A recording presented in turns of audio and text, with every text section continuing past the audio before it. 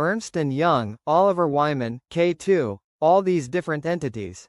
Assessing and auditing Iraq. They know where the money's going. No different than here in the United States. We're finding out where the money's been going, and they're probably doing the exact same thing in Iraq. They found out where the money has been going. I wouldn't be surprised if that's been going on for a lot of years, hence the Raffidain Bank situation. Why were all those dollars going to illicit corrupt items? The plan has been brilliant and it's working. Integrity. Iraq advances by 3 points and 14 ranks in Transparency International's Corruption Perceptions Report. Quote, the Federal Integrity Commission announced Iraq's progress in the Corruption Perception, World Gold Council. Iraq moves up in Global Gold Reserves ranking. World Gold Council. Iraq has climbed one spot in the global ranking of countries with the largest gold reserves, reaching the 28th position out of 100 nations, according to the latest data from the World Gold Council, and now ranks 4th in the Arab world, following Saudi Arabia, Lebanon, and Algeria. Al-Sudani's advisor rebukes citizens for storing money at home and calls for investing it. This is called dinar mattress. This has been an issue for a while. Why? Because the CBI wants the 3-0 notes back. Why? The citizens need the money to buy stuff in the streets. Yeah, but they don't want them to use the 3-0 notes anymore. Why? Because they're going to change the exchange rate. Why? To add purchasing power to the currency of Iraq.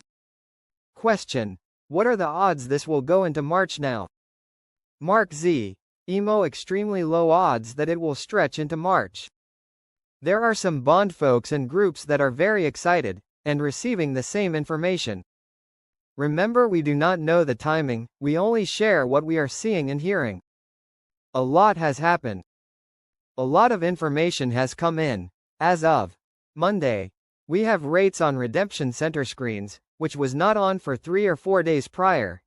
They're still on bank screens.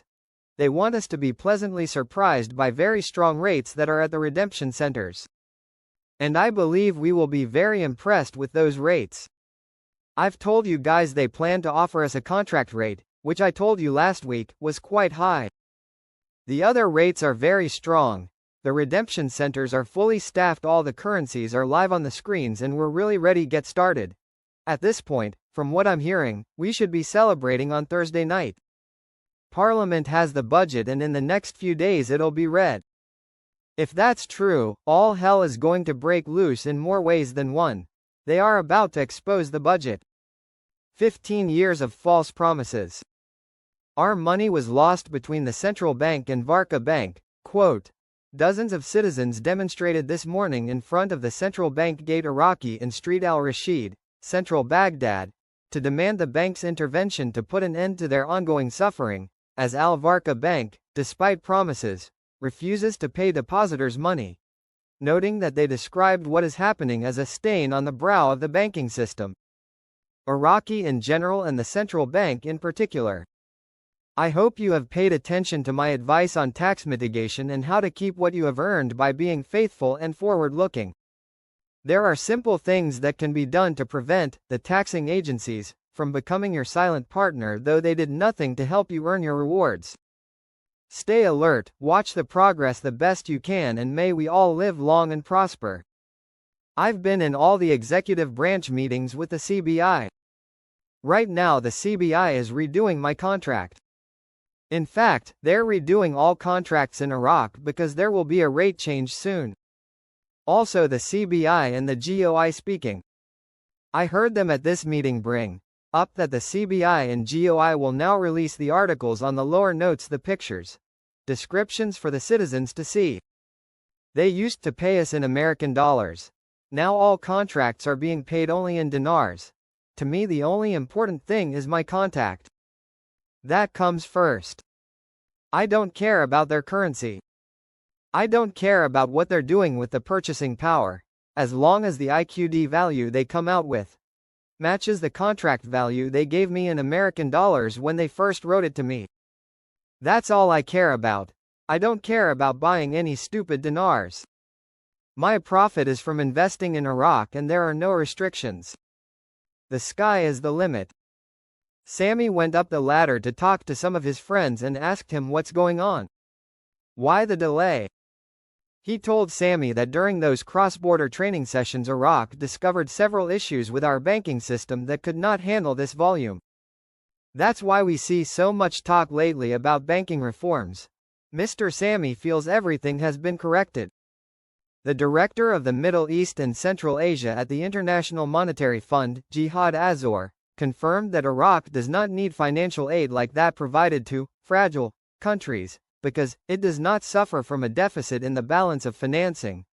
Jihad Azor pointed out, in a press interview on the sidelines of the World Government Summit held in Dubai, that the International Monetary Fund's support for Iraq is limited to technical assistance. In this context, he explained that the fund provides assistance to the Ministry of Finance in modernizing public financial management, and also provides assistance to the Central Bank of Iraq to improve its structure and monitor the financial sector. The world is changing, and the region is witnessing great development. We have provided assistance to fragile countries that are going through crises, and we have a strategy for this purpose. As for the region, we are participating in supporting fragile countries, especially due to conflicts. Currently, our fund is studying the effects of these conflicts and tensions, as these countries need such studies to improve their internal situations after the war.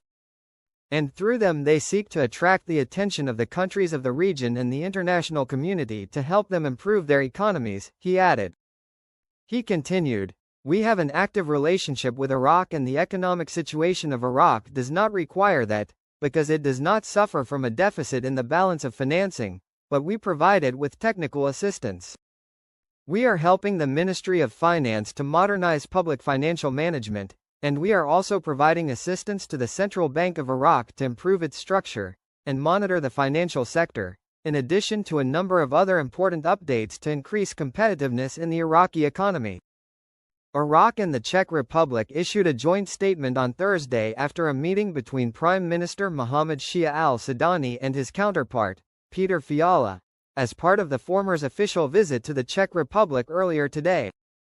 Relations and cooperation. At the beginning of the statement received by Shafaq news agency, the two presidents praised the long history of friendship and fruitful and multifaceted cooperation between the two countries.